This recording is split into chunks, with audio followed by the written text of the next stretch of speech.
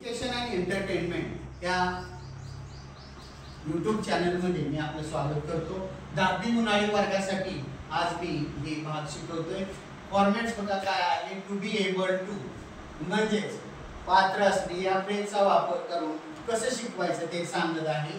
बघा याचं सूत्र करता अधिक टू बीचा एम इज आर अधिक एबल टू अधिक कर्म बरोबर वाक्य।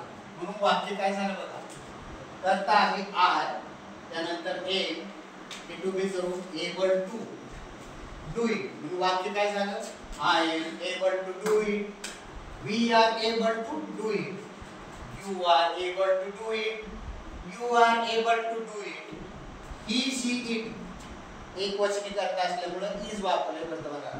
ही is able to do it, she is able to do it, it is able to do it, they are able to do it। इथे करते you, we आणि they कसे आहे, अनेक वचने आहे त्यामुळे काय झालं are हे वापरलेलं आहे। थोडक्यामध्ये जर 5वीच्या वर्गाला जर शिकवायचं असेल किंवा खालच्या वर्गाला शिकवायचं असेल तर हे वाक्य मी अशा पद्धतीने सांगायचं चालतं, I am able to do it, you are able to do it, we are able to do it, we are able to do it, he is able to do it, she is able to do it, they are able to do it। Aarti style असं बघ, for example Aarti style बघा, I am able to do it, we are able to do it, you are able to do it, you are able to do it, he is able to do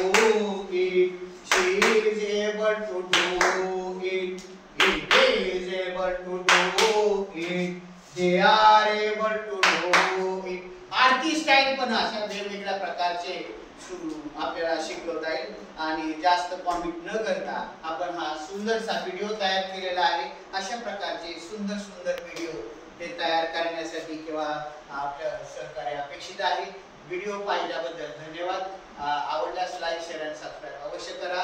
able to ची रचना हे फक्त 5वी ते 10वी किंवा स्पर्धा परीक्षेला सुद्धा उपयोग आहे। अशा प्रकारचे सुंदर सुंदर व्हिडिओ पाहण्यासाठी do not forget to subscribe my channel education and entertainment.